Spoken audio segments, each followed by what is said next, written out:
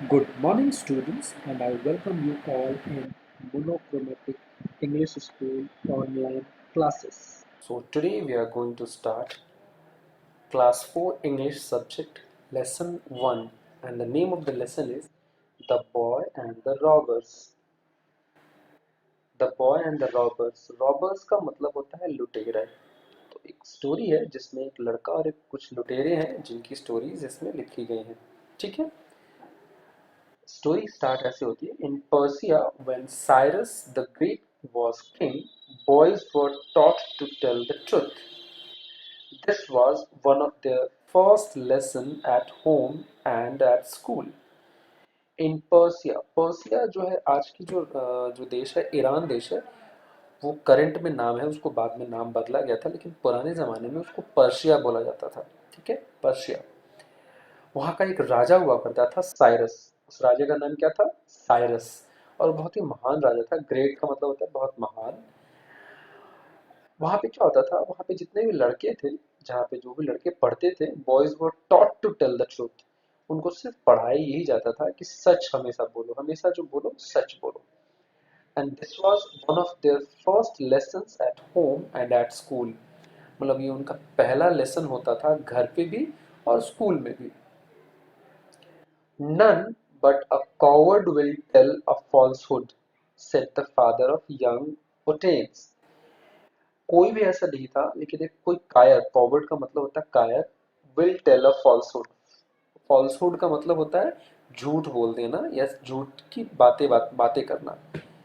ये कोई कह रहा है, कौन कह रहा है? किसी का पिता। Said the father of young Otanes. एक यंग ओटेंस नाम का बच्चे को वो स्टोरी बताई जा रही है, और उनके पिताजी ये स्टोरी बता रहे हैं कि वहाँ पे कोई भी ऐसा नहीं था जो कि झूठ बोलता था।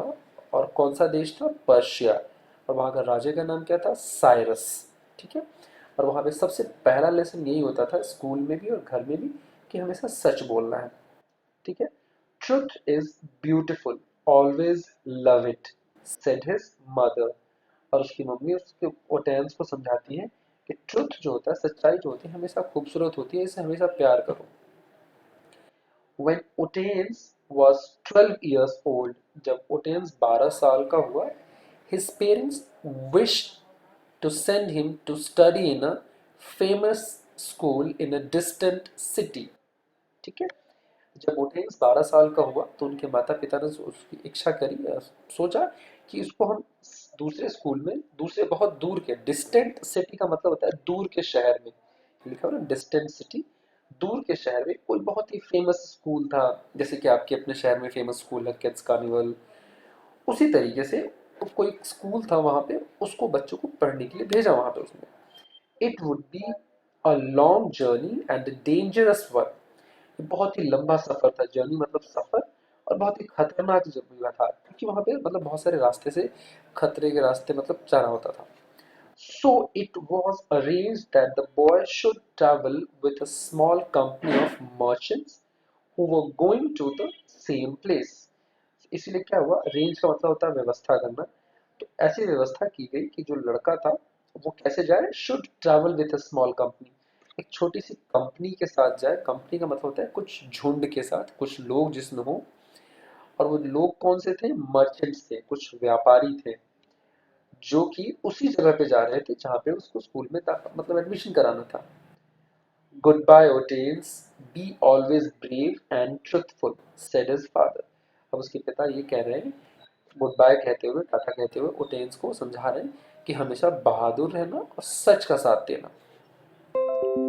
Farewell, my child, love that which is beautiful, despise that which is base, said his mother.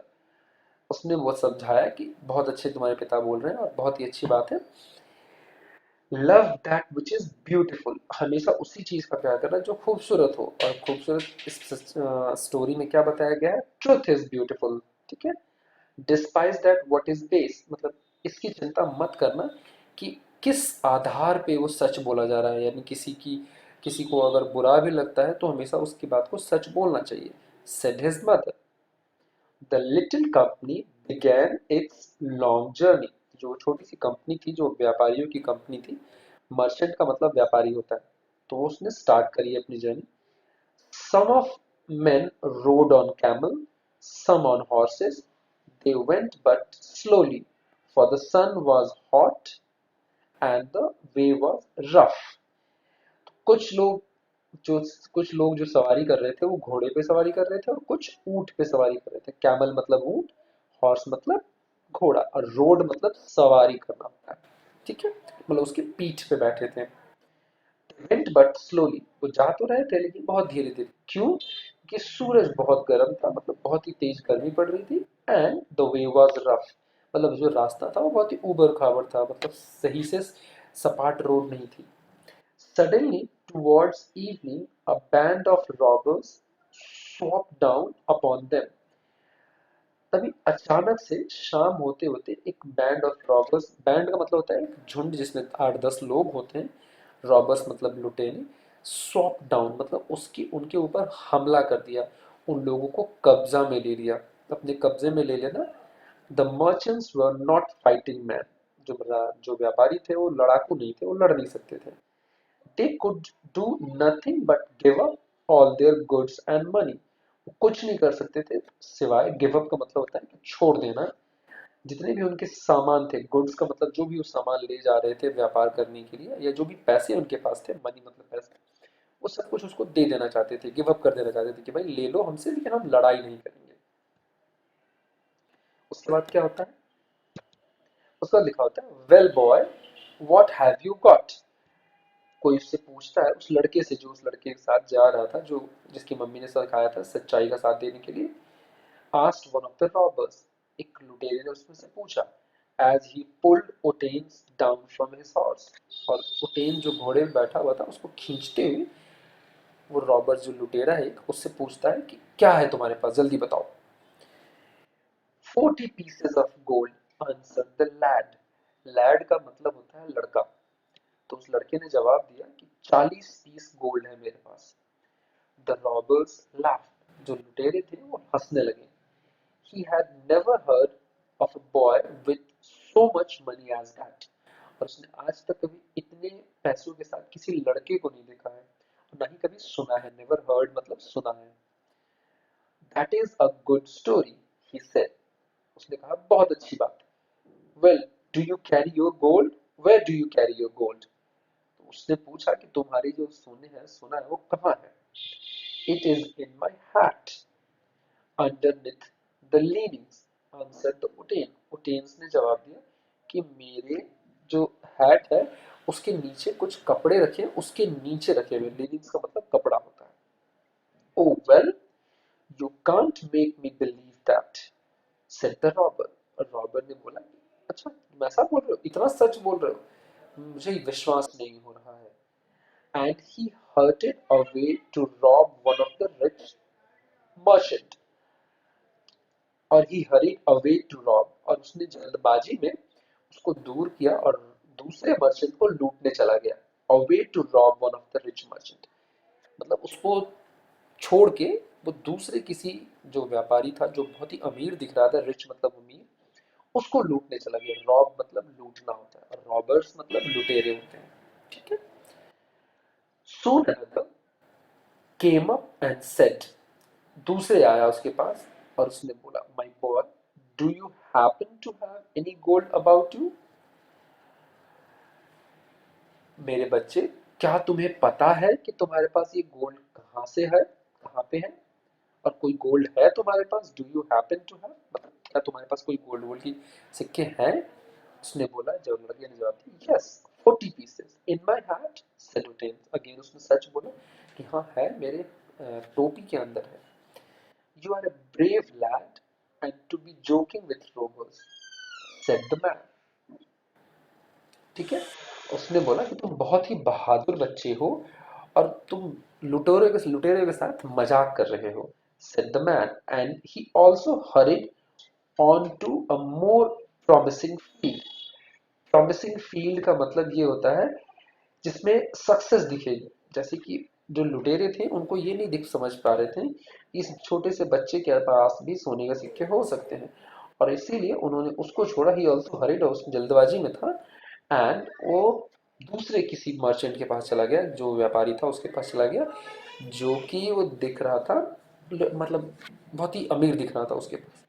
At length the chief of band called to Otanes and said, मतलब बहुत समय के बाद जो पूरे लुटेरों का जो सरदार था, चीफ मतलब सरदार ही होता है, बैंड ऑफ बुलेट, अब बैंड मतलब उस पूरे बैंड का जो सरदार था उसने ओटेन्स को बुलाया। यंग फेलो मतलब बहादुर लड़के, have you anything worth taking, क्या तुम कुछ ऐसा चीज ले जा रहे हो जो हमारे काम की चीज है, वर्थ मतलब जो हमारे लायक हो। Otanes answer, I have already told two of you men that I have 40 pieces of gold in my hat, but they wouldn't believe me. उसने बोला, ओटेंस ने जवाब दिया कि मैंने आपके दो आदमियों को ऑलरेडी पहले ही बता रखा है कि मेरे पास 40 सोने के टुकड़े हैं जो मेरे हैट में है, लेकिन किसी ने मेरा यकीन नहीं किया। Take off your hat, said the chief. Chief ने बोला, उसका जो सरदार ने बोला कि अपनी चलो टोपी निकालो। द बॉय ओबेड, ओबेड मतलब उसकी आज्ञा मानी उसने, जो लुटेरो का सरदार ने कहा उसने किया। The chief tore out of the lining and found the gold hidden beneath it. जो सरदार था उसने उस पगड़ी को फाड़ दिया। टोर मतलब फाड़ना होता है, टीयर मतलब फाड़ना, ये पास्ट टेंस में लिखा हुआ है, इसने फाड़ा और उसने चेक किया उस लीनिंग के अंदर, उस कपड़े के अंदर छुपाया गया था सोने के सिक्के। बीनीथ मतलब उसके नीचे था वो। So why did you tell us where to find it, उसने पूछा तुमने मुझसे ये बात क्यों कहा कि ये यहाँ पे रखा हुआ है, खोजो। He asked, no one would have thought that a child like you had gold about him. अब तुमने ऐसा क्यों कहा कि किसी को भी विश्वास नहीं हो सकता है कि तुम्हारे जैसे छोटे बच्चे के पास भी सोना हो सकता है। If I had answered your questions differently, I should have told a lie.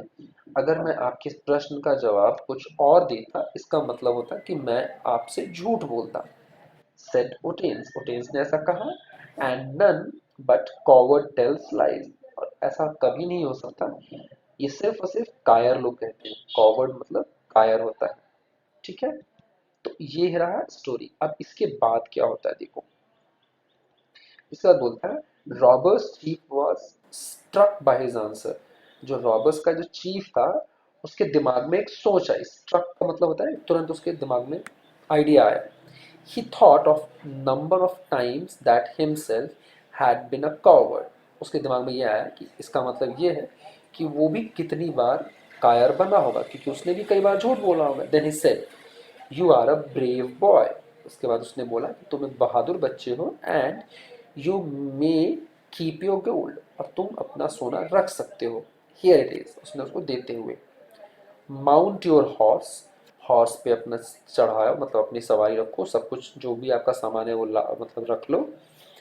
And my own man will ride with you and see that you reach the end of your journey in safety. और मेरे ही आदमी तुम्हारे साथ साथ इस पूरे सफ़र में जाएंगे, और जहाँ तक तुम्हें जाना है वहाँ तक तुम्हें सुरक्षित पहुँचाएंगे। सेफ्टी मतलब सुरक्षित, जर्नी मतलब जहाँ तक तुम्हारी यात्रा है, ठीक है। Otanes in time became one of the famous men of his country.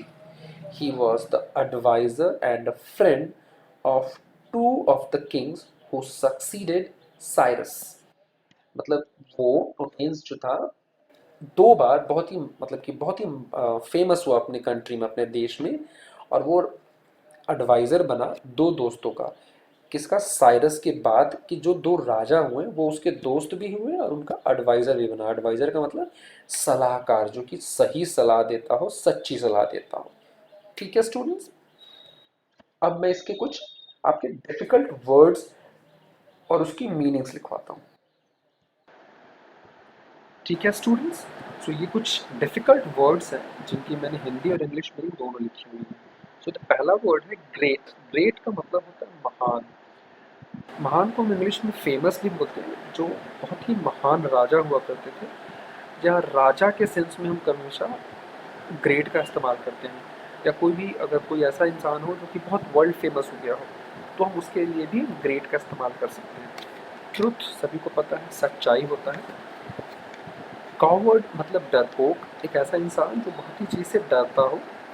Falsehood, falsehood को हम झूठ बोलते हैं, ऐसा ऐसी बात जो कि झूठ हो उसको हम फॉल्सहुड भी लिखते हैं। इंग्लिश मीनिंग लाई होता है। मर्चेंट्स बताया मैंने जैसे कि सौदागर या फिर बिजनेसमैन जो कि बिजनेस करते हैं। ब्रेव, ब्रेव मतलब बहादुर, उसको इंग्लिश में हम बोल्ड भी बोलते हैं।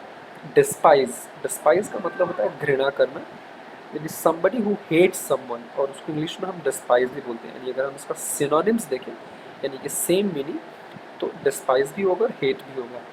बेस का मतलब होता है आधार, और स्वॉप्ड डाउन, स्वॉप डाउन का मतलब होता है धावा कर देना, जैसे कि किसी पे अटैक कर देना, अचानक से अटैक कर देना। प्रॉमिसिंग, जैसे कि मैंने आप लोगों को बताया, प्रॉमिसिंग का मतलब होता है वादा करना, रीअश्योर करना कि हाँ आपको वो चीज़ मिलेगा। ठीक है, एश्योरेंस और रीअश्योरेंस ये दो अलग अलग मतलब होता है। एश्योर करना मतलब कि आपको हाँ मिलेगा, और रीअश्योर का मतलब होता है कि मैं पक्का आपको मैं वादा करता हूँ कि दिलाऊंगा। लाइनिंग का मतलब होता है परत, लेयर्स जिसको इंग्लिश में बोलते हैं। स्ट्रक, स्ट्रक का मतलब होता है मारना, जैसे कि किसी चीज़ में अगर हम जैसे कि हम कोई पत्थर उठाए और हमने दीवार पे मारा, सो वो पत्थर जो है वो दीवार पे स्ट्रक करता है। स्ट्रक का मतलब होता है हिट करना। जैसे इस स्टोरी में जो लिख के दिखाया है और जो लिखा हुआ है वो ये लिखा हुआ है कि जो रॉबर था, जो लुटेरे थे, उसके दिमाग में एक आइडिया स्ट्रक करता है, दैट इज कॉल्ड स्ट्रक, मतलब उसके दिमाग में अचानक से वो आइडिया हिट करना। सक्सीडेड मतलब सफल होना या कोई चीज़ अचीव कर लेना। कोई भी अगर मैंने कोई काम शुरू करा उसको मैंने अचीव कर लिया, दैट इज कॉल्ड सक्सीडेड।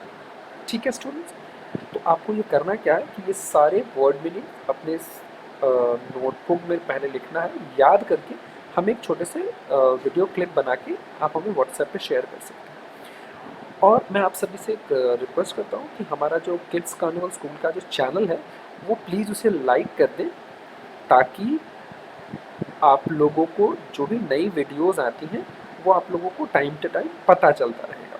ठीक है, thank you for watching this video.